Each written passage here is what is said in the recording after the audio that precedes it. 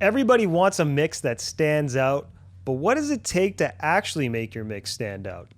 In today's video, I'm going to help you figure out the answer to that question, and I'm specifically going to show you 3 techniques that I like to use to help my mixes pop and stand out to the listener. Are you ready? Let's go.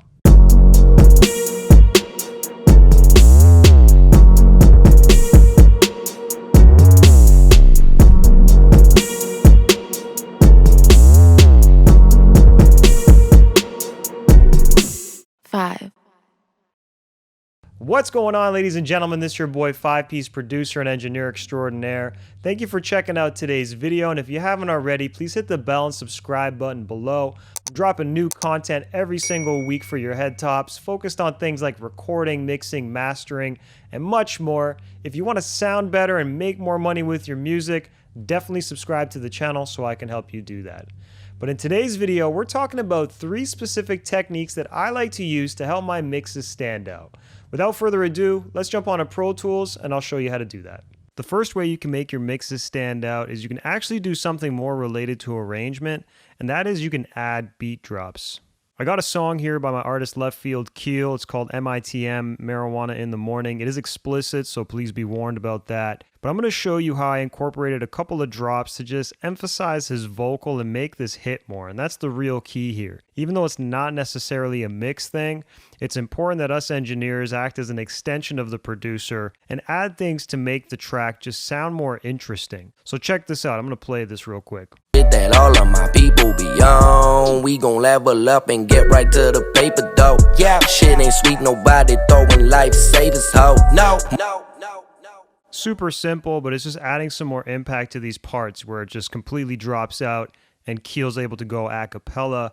It accentuates his vocal, makes things just pop a little bit more, keeps it interesting, and obviously keeps the listener guessing. Another thing you can do to make your mixes stand out is you can add delay throws, and this is a very specific way of incorporating delay, especially onto your vocals. I got my buddy Cashflow's song here, Can't Stop Missing You. This is something I've mixed, and you can see here that I'm automating a specific parameter, and this is actually the amount of signal I'm sending to a delay that's going to ultimately repeat the phrase that you see it's accentuating.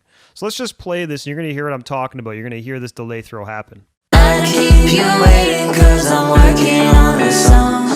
I've been driving you crazy, it's been going for too long.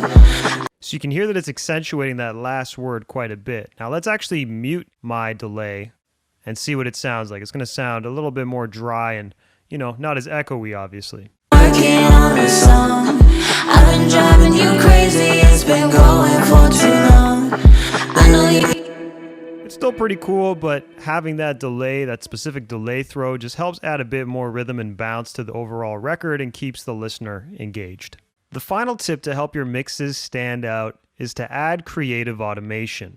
Now, what I'm talking about here is not your standard volume automation or executing mutes and stuff like that. This is more general housekeeping stuff. What I'm trying to focus on here is specific automation that is occasional. It doesn't happen all the time, and it's really done to inject some more flavor into the record. So that could be stuff like adding a rhythm generating plugin or a gate. It could even be a filter, and that's what I'm going to show you here. It could be a distortion plugin. It's something that's just going to come in and add a little bit more flavor or spice to the record and only be in there occasionally. It's not going to happen all the time. It's going to just come in, add some flavor, and then disappear. Now, in this particular case, I have my song here. It's called Can't Hang With Us. Yes, this is something that I'm actually singing on, and, you know, I've produced it and all that good stuff, and it features my bro, EverythingOShauN. But I wanted to show you the filter that I have on this song, and it only happens really at the beginning of the track.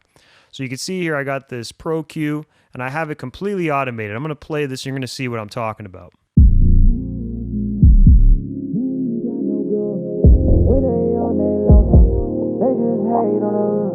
While I'm stacking up, get my paper up. I don't need them, no shit. They can't hang with us.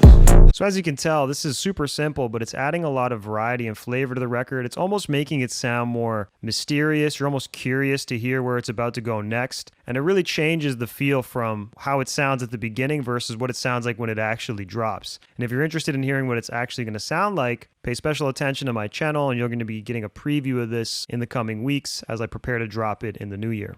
So there you have it, 3 key techniques that you can implement today to make your mixes stand out, to impress the people that are listening to your music. If you got value out of this video, please smash that like button. Please leave me a comment if you want to see anything in a future video. And definitely subscribe to the channel if you haven't already. I'm looking forward to helping you guys again soon. Peace. 5,